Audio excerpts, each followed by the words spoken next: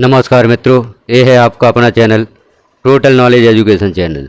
इस पर आपको शिक्षा विभाग से संबंधित समस्त जानकारियाँ उपलब्ध होती हैं।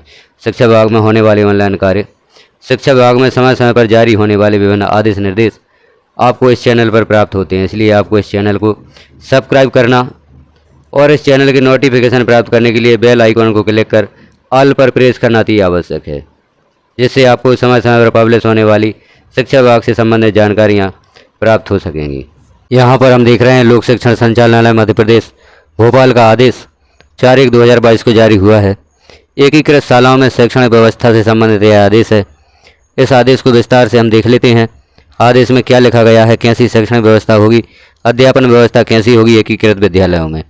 एक शाला एक परिसर के क्रियान्वयन के फलस्वरूप बड़ी संख्या में माध्यमिक विद्यालय एवं हाई स्कूल जो पूर्व में पृथक पृथक संचालित थे, अब एकीकृत रूप से संचालित हैं एवं इनमें कक्षा 6वीं से 10वीं की पठन पाठन गतिविधियाँ की जा रही हैं। उक्त एकीकृत व्यवस्था लागू होने से माध्यमिक और हाई स्कूल में पूर्व से पदस्थ शिक्षक अब एकीकृत विद्यालय के शिक्षक के रूप में कार्यरत हैं। अतएव संसाधनों के युक्तियुक्त उपयोग के दृष्टिगत एकीकृत विद्यालयों में कार्यरत ऐसे समस्त शिक्षकों द्वारा कक्षा 6वीं से 10वीं तक की कक्षाओं का समान रूप से अध्यापन कराया जाएगा। पूर्व प्रावधान अनुसार माध्यमिक विद्यालय में न्यूनतम 3 शिक्षक एवं हाई स्कूल में न्यूनतम 6 शिक्षकों के स्थान पर अब ऐसी एकीकृत 6 से 10 जो विद्यालय हैं उन शालाओं में न्यूनतम 8 शिक्षक ही उपलब्ध होंगे। नई व्यवस्था के अंतर्गत एकीकृत विद्यालयों में अब कक्षा 6वीं से 10वीं तक कुल 8 शिक्षक ही उपलब्ध कराए जाएंगे। समस्त एकीकृत शालाओं में जहां व्याख्याता या उच्च माध्यमिक शिक्षक पदस्थ हैं उनके द्वारा कक्षा 6वीं से 12वीं तक की कक्षाओं में अध्यापन कार्य किया जाएगा।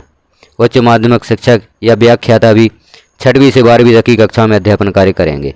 आशा यह है कि व्याख्याता या उच्च माध्यमिक शिक्षकों द्वारा उनके विषय की 11वीं तथा 12वीं कक्षाओं के अध्यापन के अतिरिक्त विद्यालय की शैक्षणिक आवश्यकता के अनुसार कक्षा 6वीं से 10वीं तक की कक्षाओं में भी अध्यापन कार्य किया जाएगा। उक्त 6वीं से 10वीं तक कक्षाओं का अध्यापन व्याख्याता उच्च माध्यमिक शिक्षकों द्वारा उनके स्नातक के विषय के आधार पर कराया जाएगा।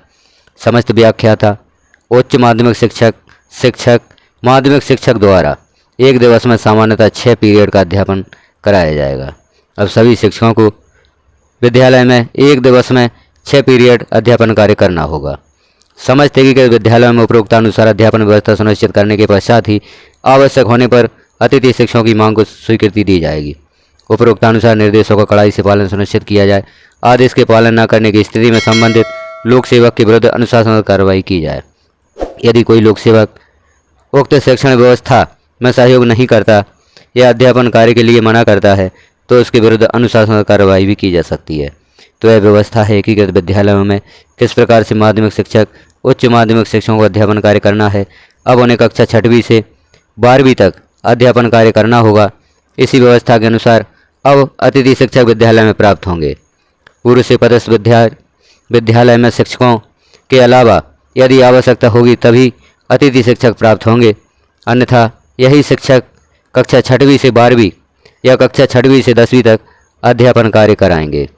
इसी तारतम्य में एक अन्य आदेश भी जारी हुआ है जो संयुक्त संचालक द्वारा जारी किया गया है, उसे भी हम देख लेते हैं। शैक्षणिक व्यवस्था से संबंधित कौन सा आदेश उनके द्वारा जारी हुआ है। यह आदेश कार्यालय संयुक्त संचालक से जारी हुआ है दिनांक 26/6/2024 को।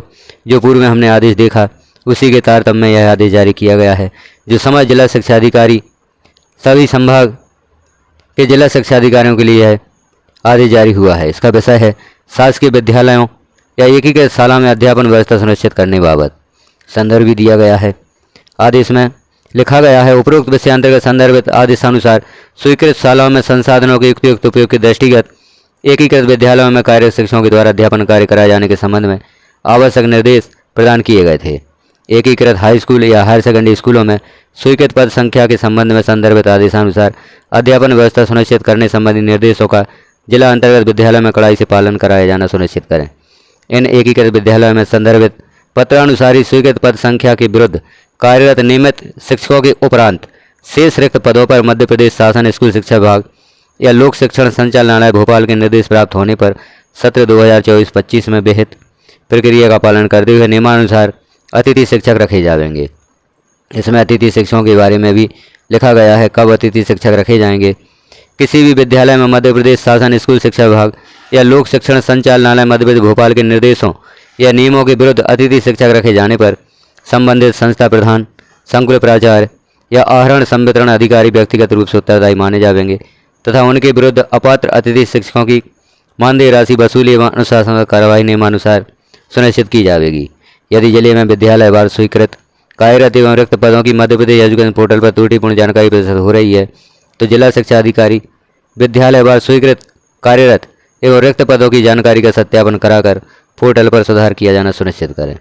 तो पूर्व में जो हमने आदेश देखा था, जो लोक शिक्षण संचालनालय द्वारा जारी हुआ था, उसी के तहत में संयुक्त संचालक द्वारा आदेश जारी किया गया है।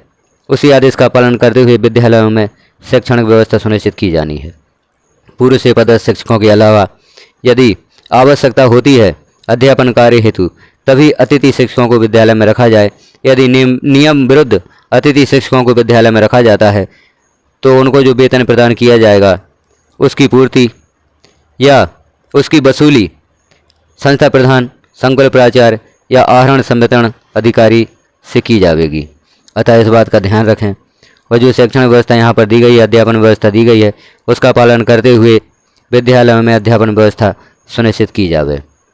तो इस प्रकार के आदेश निर्देश यदि आप देखना चाहते हैं तो चैनल को सब्सक्राइब करें, वीडियो को लाइक करते हुए अन्य साथियों तक शेयर करें और नोटिफिकेशन प्राप्त करने के लिए बेल आइकन को क्लिक कर ऑल पर प्रेस कर दें ताकि जैसे ही इस चैनल पर कोई भी महत्वपूर्ण जानकारी पब्लिश की जाती है वह सर्वप्रथम आपको प्राप्त हो सके। इस चैनल पर शिक्षा विभाग में होने वाले ऑनलाइन कार्य जैसे UDAIS प्लस, शिक्षा पोर्टल, MP एजुकेशन पोर्टल, छात्रों की मैपिंग, छात्रवृत्ति संबंधी कार्य या डिजिगो पोर्टल संबंधी कार्य जो भी आप देखना चाहते हैं सभी इस चैनल पर आपको उपलब्ध रहेंगे। तो सभी जानकारियां देखने के लिए, सभी जानकारियां आपको वीडियो के माध्यम से प्रेषित की जाती हैं। तो सभी जानकारियों को देखने के लिए चैनल को सब्सक्राइब करना आवश्यक है और नोटिफिकेशन प्राप्त करने के लिए बेल आइकन को क्लिक करना भी अति आवश्यक है। वीडियो को पूरा देखने के लिए धन्यवाद।